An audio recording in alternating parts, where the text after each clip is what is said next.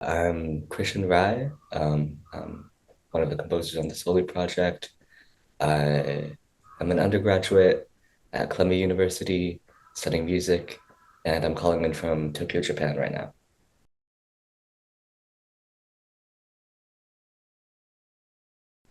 Generally, in the piece, I was thinking about like the players, because I originally wrote it for this ensemble called Warp Trio. And they're really good at improvising and just kind of creating a lot of fun dynamics between the players. So I really wanted it to be a piece kind of about growth, and I wanted it to be kind of a fun piece that was super propulsive and had a lot of rhythm. And then I was thinking about how to kind of make the piece have an arc. And I was really struggling for a while of like kind of how to connect the different bits of the piece. Um, but then I found this passage from this book by Jem Coetzee, Waiting for the Barbarians. I was just reading it on the side for some reason. And it was just talking about a bunch of birds. And it's otherwise a really kind of dark and bleary book. There's not really that much life or kind of um, beautiful imagery in it, Hmm. um, kind of intentionally. But there's this one section that's about these birds and how they kind of come up, and it really kind of uplifts the whole story.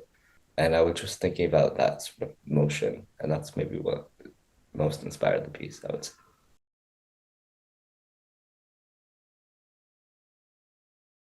Sometimes I have this poet friend who sometimes I kind of use some of her work as inspiration. Um, but it really depends on the piece, I would say.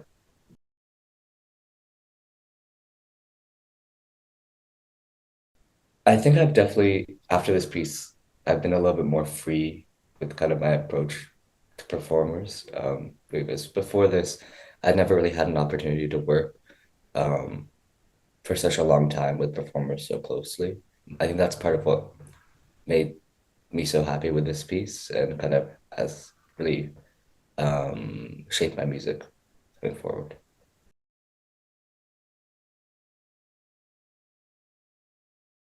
A lot of stuff. Right now, I really like listening to minimalist music. I'm kind of on a minimalist kick. I feel like it comes once in every like 5 years. I'm listening to a lot of, the famous American minimalists like Reich Adams. I like, older rock and kind of like synth electronic music, stuff like that. A lot of other genres.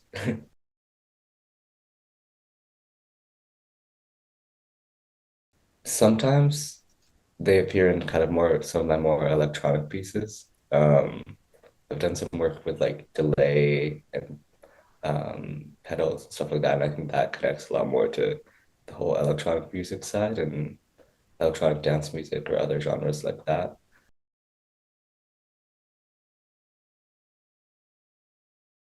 Not actually for this Warped Trail piece, but generally I've been really loving working for uh, the voice because I really like text and kind of putting like, a soprano or alto or some other voice type um, with a large chamber ensemble or a small chamber ensemble and kind of seeing all those differences and how it how it can interact because it's such I mean the human voice is so beautiful, so it's been inspiring me.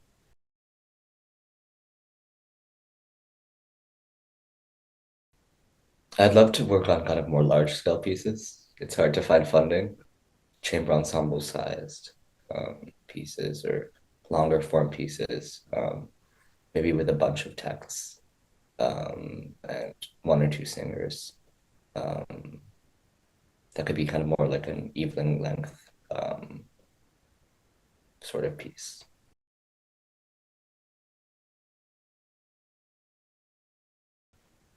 It's pretty long.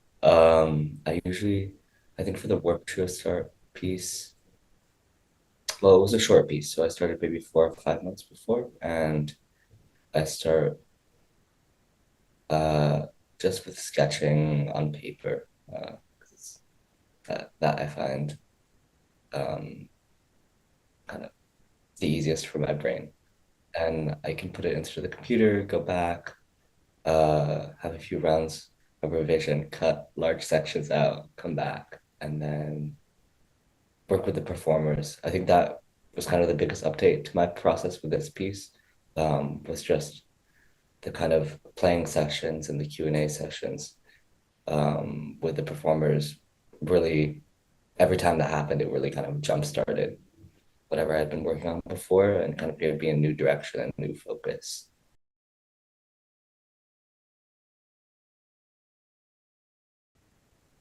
I think it's a lot of trial and error.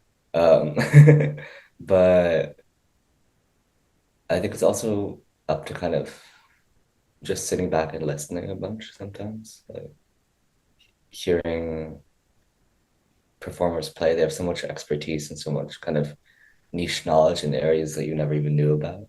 And there's so many colors that they can bring out. So kind of sitting back and listening and just hearing that really is a pleasure for me.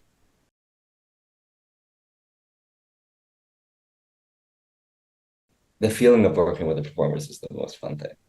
Um, Especially if you get to kind of build longer relationships over many years or kind of multiple pieces, things like that. It's just really enjoyable to work with really good performers and to kind of get to know them and make music together. Yeah. Yeah, that's when the piece really starts actually becoming a piece.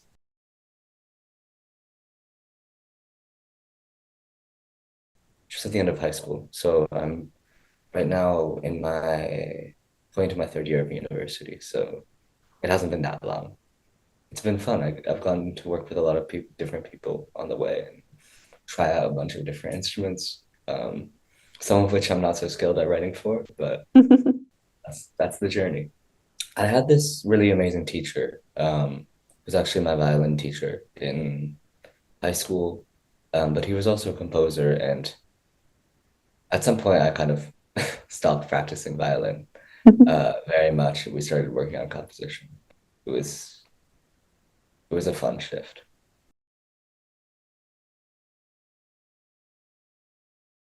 At university, there's always kind of a funny like distinction between different composers. Some of them really, a lot of them are pianists, so a lot of them really know the piano well.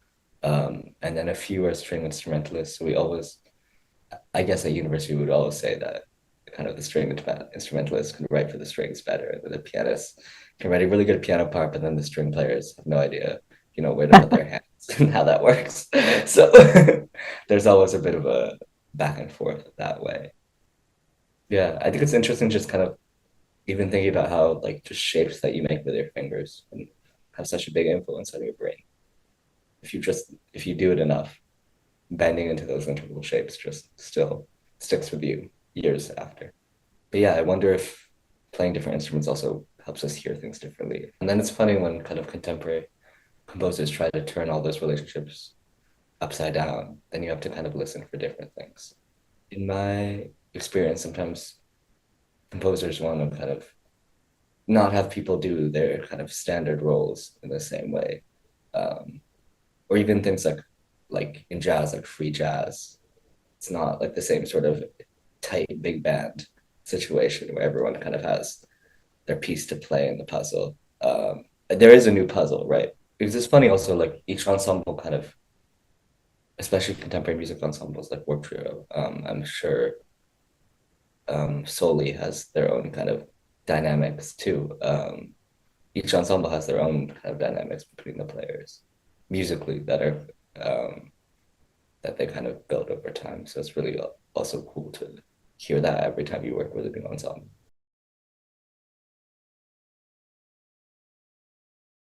I wish I had a better answer, but usually there's kind of a deadline that just comes and it has to be finished.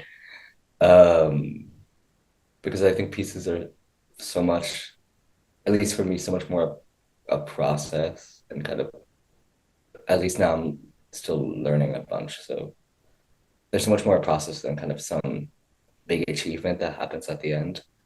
But besides the deadline, I would say um, I've known when I've gotten to kind of the right length, when I can just kind of feel kind of the length of it. Usually, um, I'll have enough pages written out that it just kind of, if I spread it all out, I can kind of feel how long it will be and that will be good for the audience.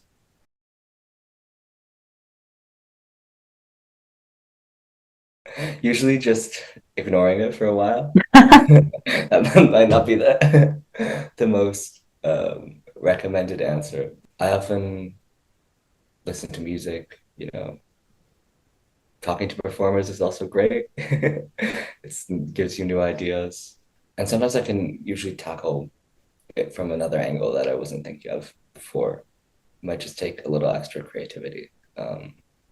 Even if sometimes there's just a gaping hole in the middle of a piece, but something else can be worked on uh, that then makes everything make sense more.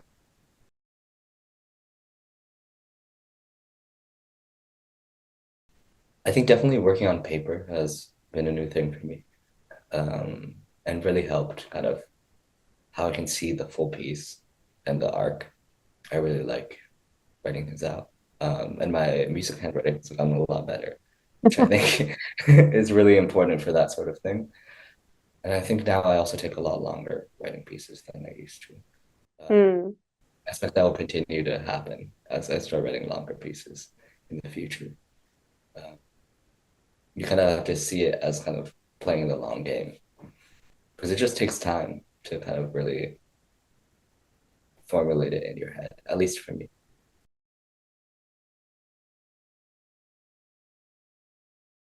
I started playing violin as a in a fiddle group.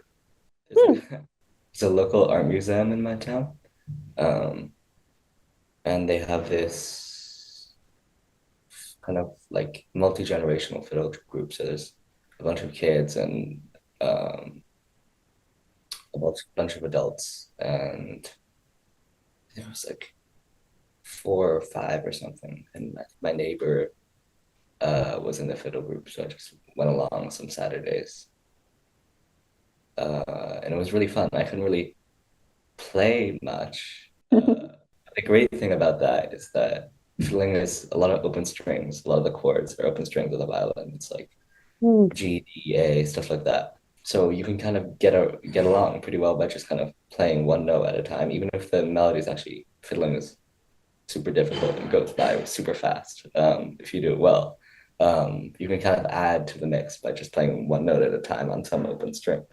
And that's what I did for a while.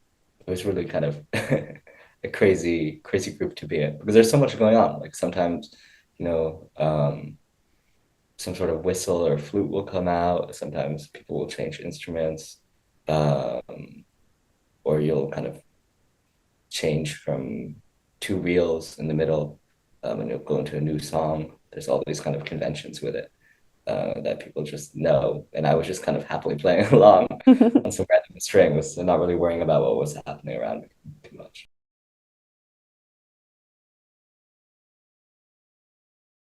I'm working on an orchestra piece actually. It's also about kind of very nothing sounds. So kind of very like not like what we were talking about before with what Warp Trio. Hmm. Sounds that are kind of very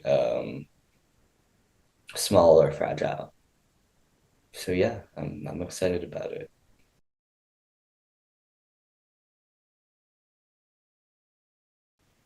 Usually about halfway, but it can range. Usually one day it just kind of happens.